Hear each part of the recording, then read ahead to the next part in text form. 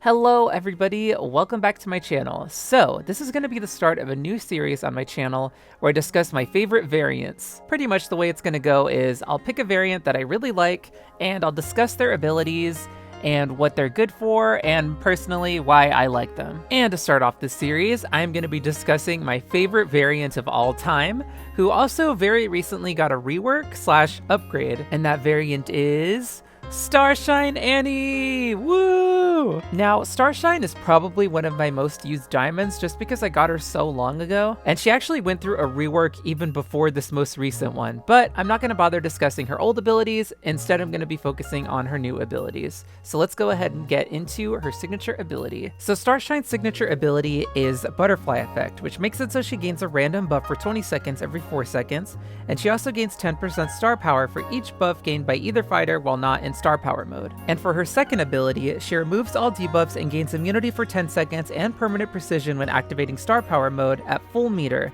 but permanent precision is removed when an opponent is defeated. So one of the biggest reasons I love Starshine so much is because she can get permanent precision. For those that don't know, precision is a buff that makes it so your next hit is guaranteed to be a critical hit, and that hit is also not going to activate any enemy signature abilities that activate upon being hit. So if you're fighting somebody like, let's say, Shadow Puppet, who upon being defeated remains at 1 HP, freezes time, and gains 5 stacks of miasma, yeah, if you defeat her with a permanent precision hit, her ability will not activate. Now, normally when you hit an enemy with a precision hit, you lose a stack of precision, and precision can stack up to 5 times. However, since Starshine can gain permanent precision, she doesn't have that problem. So yeah, precision is awesome because not only does it make it so your attacks aren't going to trigger the enemy's signature abilities, but it also makes your attacks hit so much harder since they become critical hits. Permanent precision also pairs really well with Annie because Annie has a move called Destruction Pillar, which makes it so she actually takes off an additional amount of HP off the enemy's health on top of the damage that Destruction Pillar already does if that hit is a critical hit. And when maxed out, you take an additional 10% off of the enemy's HP. And this bypasses armor, by the way, so if you find that your attacks aren't doing any damage to the enemy, but you use Destruction Pillar and that hit is a critical hit, it's still gonna hurt them. I've talked pretty extensively about her permanent precision, but not only can she get permanent precision, she can also clear her own debuffs and gain immunity. For those of you that don't know, immunity is a buff that makes you immune to debuffs, which is super helpful, because there are some very annoying fighters in this game and annoying match modifiers that you have to deal with that inflict some very nasty debuffs. Plus, being able to clear your own debuffs is also extremely useful.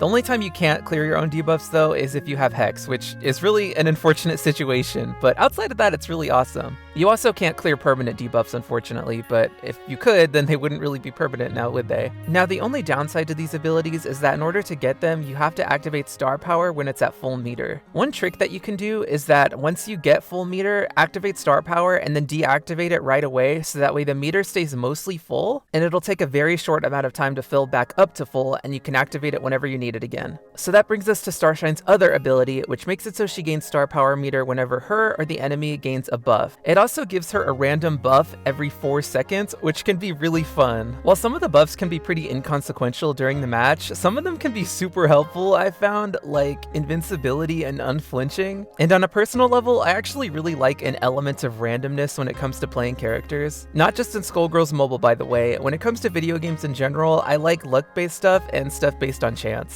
But these random buffs really contribute to Starshine's star power meter gain. And of course, the faster that you can max out her star power meter, the faster that you can get to permanent precision and immunity and all that jazz. A couple of characters that I like to pair Starshine up with is Mad Malice Marie and Pickleballer Beowulf. Mad Malice's ability makes it so whenever a character gets a critical hit, there is a chance that they will gain Enrage. Once Starshine gains permanent precision, all of her attacks are going to be critical hits, which means it's very easy for her to max out on stacks of Enrage. And if you're able to get Enrage before you actually fill up your star power meter, all of that Enrage is going to contribute to the building of her star power meter, which of course gets you to that permanent precision so much faster. As for Pickleballer, the reason I like to pair him up with Starshine is because his ability makes it so whenever you knock the opponent down, you gain a stack of evasion, which on its own is already very useful, but it also contributes to Starshine's star power meter gain. And since the only requirement to gain that evasion is to knock the enemy down, it makes gaining star power meters so much easier. On top of that, your blockbuster meter also fills up a little bit,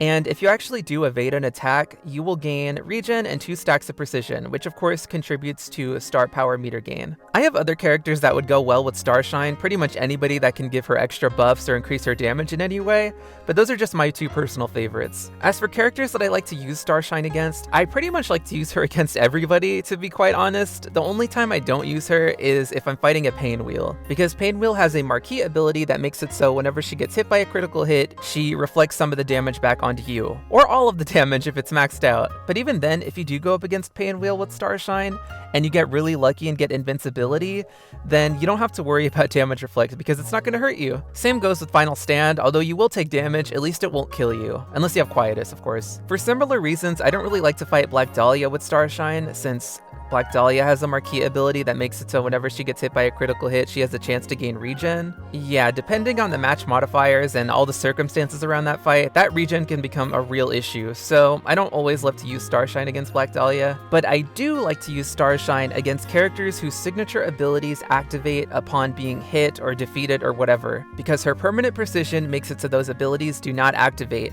I guess to give a few examples, there's quite a few fighters like this by the way, so this is only going to be a handful, but somebody like Evergreen Evil, Death Wish Umbrella, Model Leader Annie, Rose Tinted Umbrella, Shadow Puppet Fukuwa, there's a ton of characters you guys, I'm not going to name all of them, but that's just some of them. I guess to quickly go over how I built my Starshine personally, at least stats wise, I kind of built her around a time when I wanted my characters to have HP because I was just afraid of making mistakes and failing. So she has some HP, but I also wanted to make sure that she had piercing, meter gain, and crit damage. And of course attack. If I had to redo some of her stats, I would definitely put more emphasis on piercing to make sure it gets maxed out. And honestly, I'd probably give her more crit damage just to increase the amount of damage she does when she gets permanent precision, but honestly, I'm kind of happy with how she is right now. I don't really have a whole lot to say about her moves, but I will say when it comes to Annie's, I always give them Photobop since that's her level 3 blockbuster, and I always give them Sagan Beam since Sagan Beam can heal you. I of course gave Starshine Destruction Pillar since, like I said before, if you get a critical hit with it, it does even more damage than it would do normally. And I gave her Meteor Strike because, well, to be quite honest with you guys, I gave her Meteor Strike because it was one of the few moves that I had that had just really good stats on it. And I've had it on her for so long that I kind of don't feel like getting rid of it. But if I did have to replace it with something, I would definitely replace it with another Destruction Pillar since that move is just so awesome. But yeah, those are all the reasons that I love Starshine and stuff like that. So I hope you guys enjoyed this video. This series is definitely going to be on a more personal level rather than me giving advice and stuff, just because I'm going to be talking about variants that I like and why I like them. So yeah, I hope you guys look forward to more of these. Anyways, thank you guys so much for watching, and I will see you again next time, but goodbye for now.